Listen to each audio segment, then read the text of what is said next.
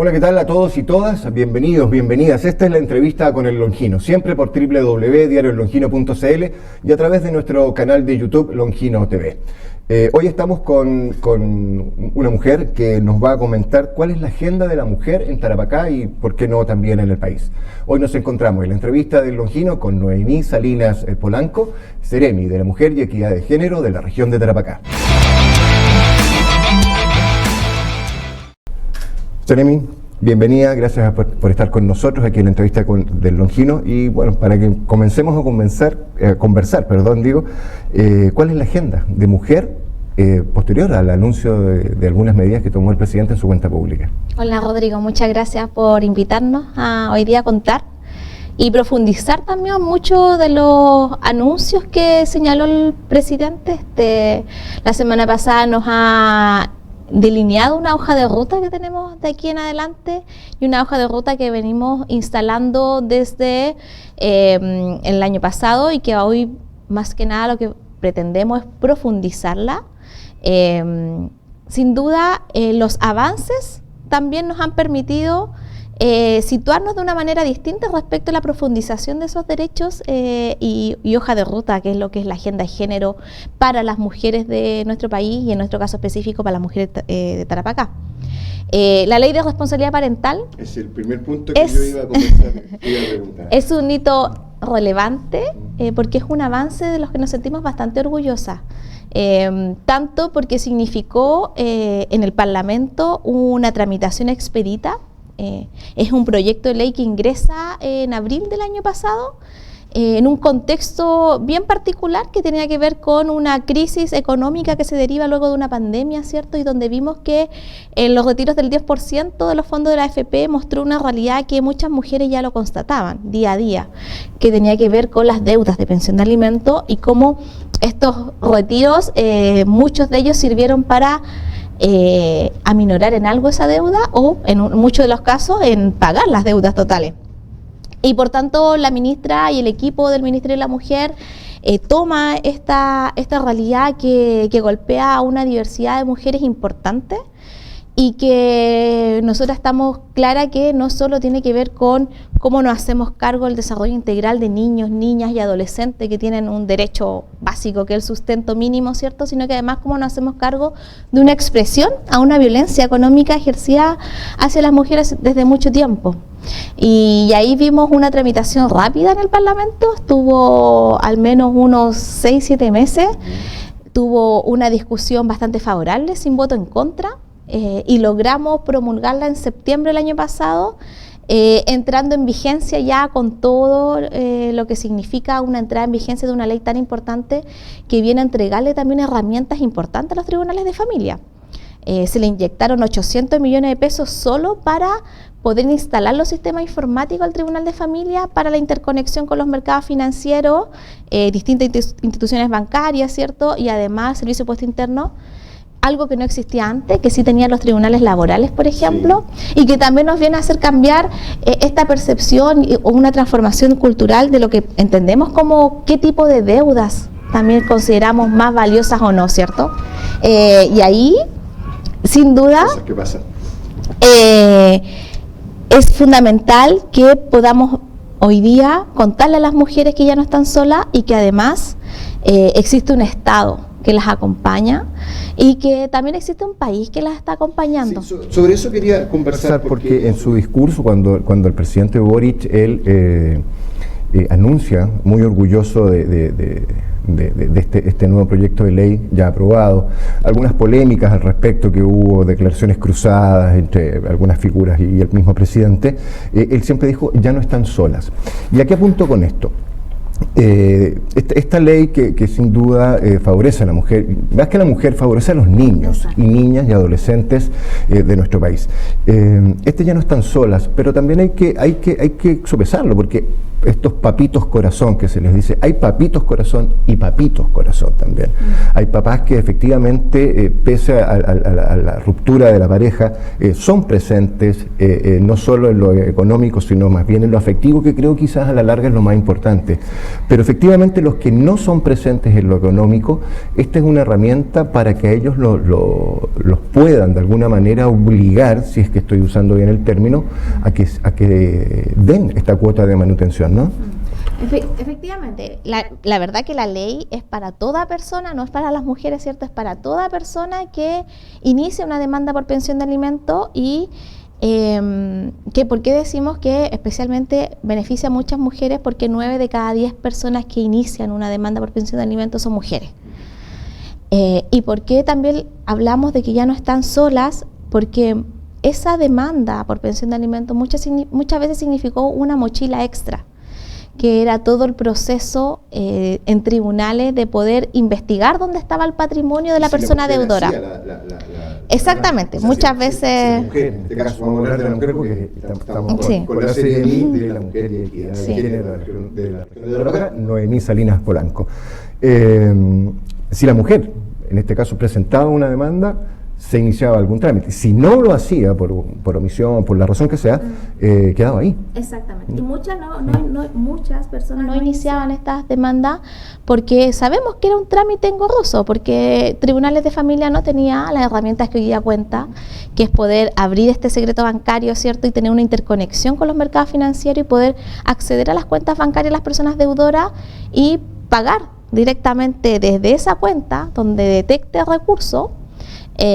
Por ejemplo, una cuenta RUT, donde detecte el recurso, pagar directamente esa cuenta RUT a la cuenta acreditada mediante una sentencia de un tribunal de familia, ¿cierto?, para el pago de una pensión de alimentos. Entonces, hoy día esa es la garantía que tienen muchas personas, muchas mujeres, de que es el Estado hoy día, a través de los tribunales de familia. Pasó algo similar con uno de los retiros, que en algún momento, cuando salieron los retiros, se hizo como un catastro de los padres o las personas que debían de pensión de alimentos y se les retuvo los hogares. Algo similar, con dos consideraciones muy importantes, que este es un mecanismo permanente. Ya no es de acuerdo a lo que fue esa excepcionalidad que fueron los fondos de retiro de pensión de ahorro individual, ¿cierto?, que son las AFP, era un mecanismo excepcional. Hoy día este es un mecanismo que es permanente y con la otra, que es muy importante, con otra consideración que es muy importante, que lo señala la ley, que además hay una responsabilidad consolidaria de las AFP o las cuentas bancarias. Es decir, que evitando de que pase lo que pasó esa vez con los retiros de fondos de pensión, que muchas AFP le pagaron a los dueños de la AFP, ¿cierto?, los retiros, le entregaron los retiros mientras se procesaba la demanda judicial, ¿cierto?, para el pago de las pensiones de alimentos. Hoy día lo que establece la ley es que serán las instituciones bancarias y de capitalización individual, las AFP, quienes son cosolidarias, es decir, si hay cualquier error en esa tramitación, tendrán estas instituciones que pagar la deuda y por tanto le otorga un respaldo distinto también, entregando plazos y entregando además una institucionalidad que es permanente y que va a estar al servicio de todas las personas que inicien estas demandas por pensión de alimentos.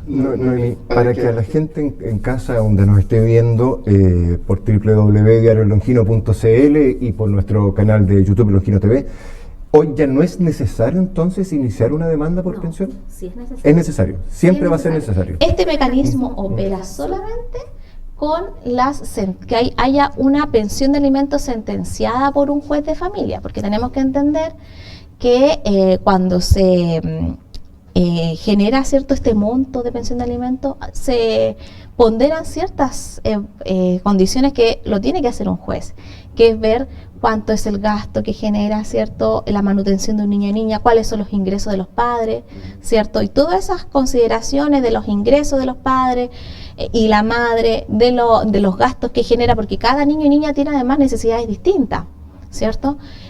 Toda esa ponderación que se hace a través de un proceso de pensión de alimentos, que lo hacen en tribunales de familia, determina un monto, y ese monto lo determina un juez de familia, ¿cierto?, una jueza de familia, y está sentenciado. A partir de ahí, se tiene que generar un segundo requisito, que esa deuda de pensión de alimentos esté impaga. Una mensualidad impaga, yo ya puedo acceder a este mecanismo especial. Sí.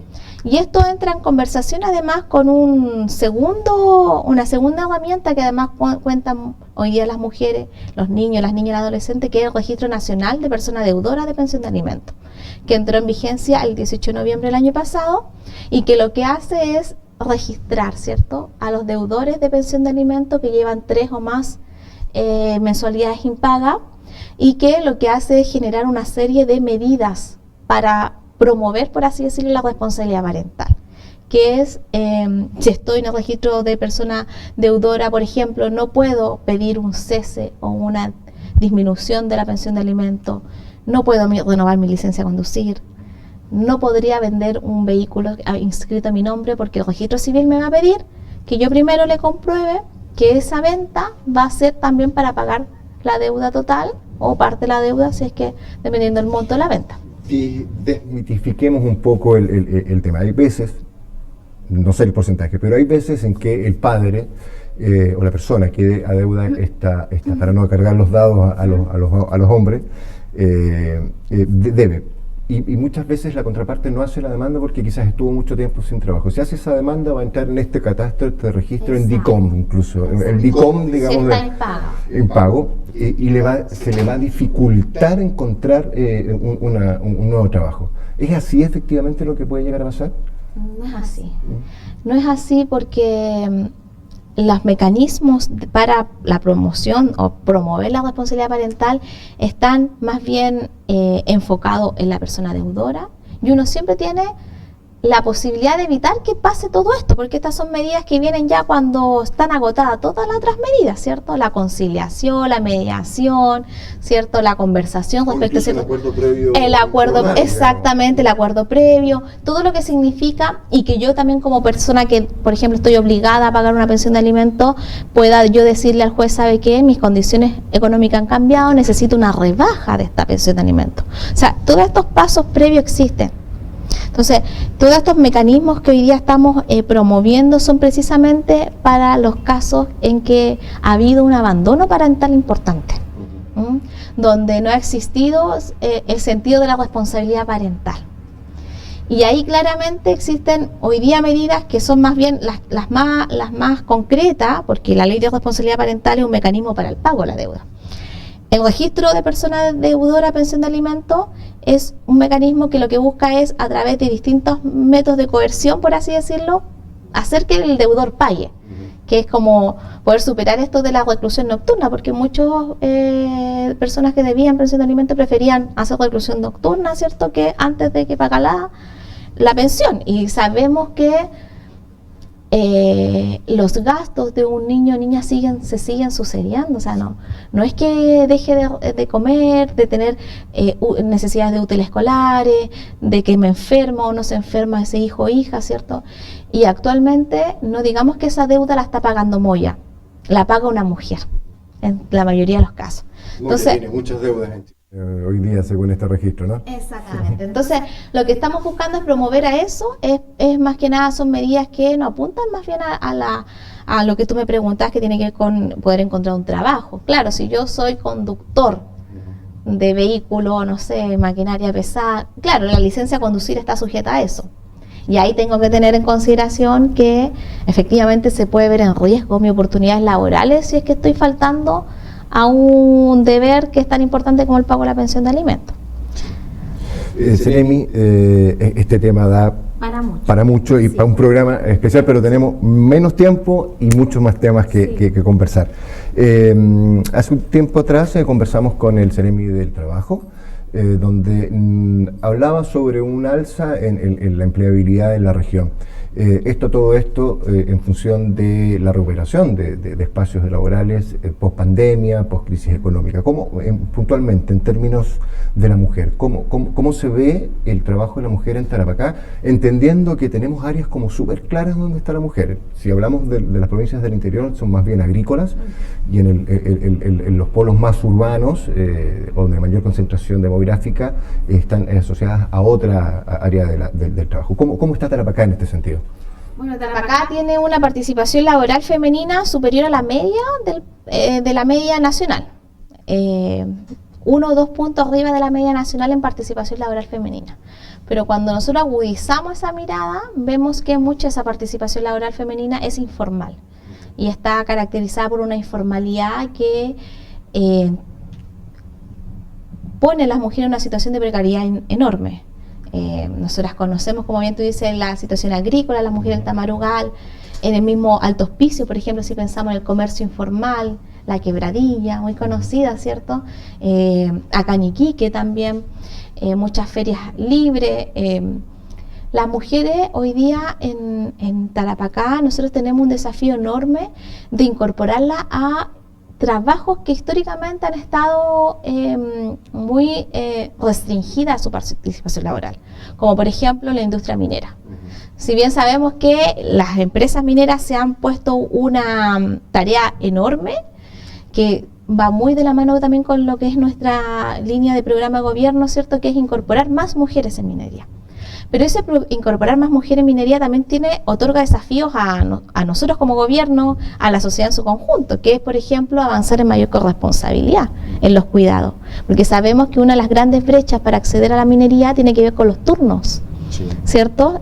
Además, aquí las faenas mineras están en localidades que son bien complejas respecto de las distancias y también de la adecuación para las trabajadoras. Y eso sería súper interesante realizar el tema de los turnos, porque por ejemplo, supongamos un matrimonio, una pareja, que trabajen en la medida de los dos, no podrían trabajar a turnos cambiados. Si lo pienso en función de cuidar a los niños o niñas, puede ser. Pero en relación de pareja, a la vida familiar, viendo esto de la corresponsabilidad, de la vida parental, vida laboral, personal, hablando de la norma 3262, se producen muchos inconvenientes en ese sentido. Entonces hoy día la mirada tiene que ser bastante fina.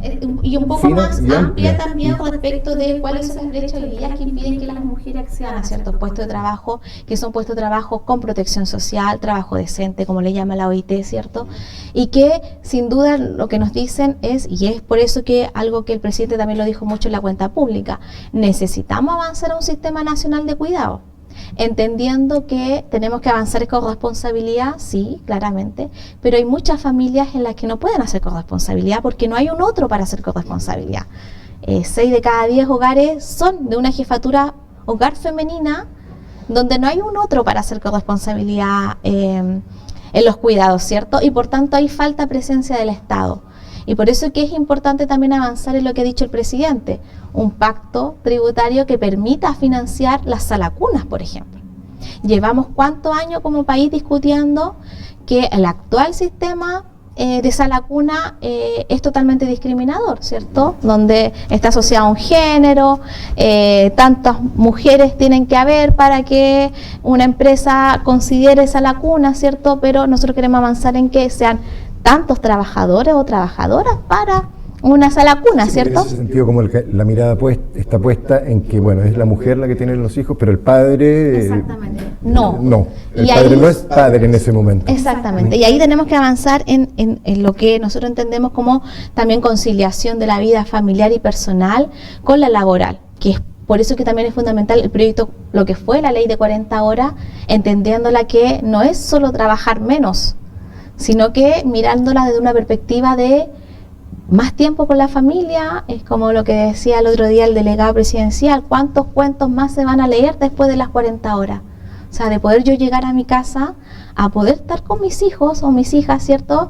Y poder leerle un cuento, y no quedarme dormida porque llego muerta, cansada, y con suerte hacemos vida familiar.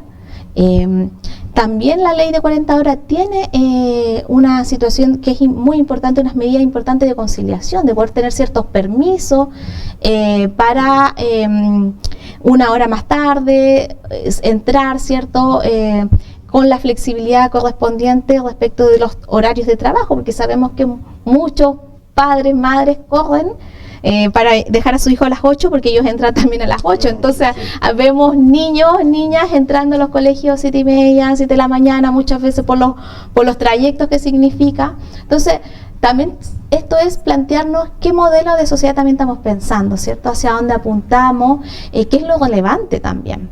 pasar tiempo con familia, cuando hablamos de la importancia de la familia en nuestra sociedad, hablamos de eso. ¿Cierto? Pasar tiempo en familia, pasar menos tiempo conectados a los celulares, También. en la hora del té, a la hora del cuento, sin celular. Una conversación de familia siempre es importante. Seremi, muchas gracias por su tiempo, nos han hecho bastante señas, estamos pasadísimos en el tiempo destinado.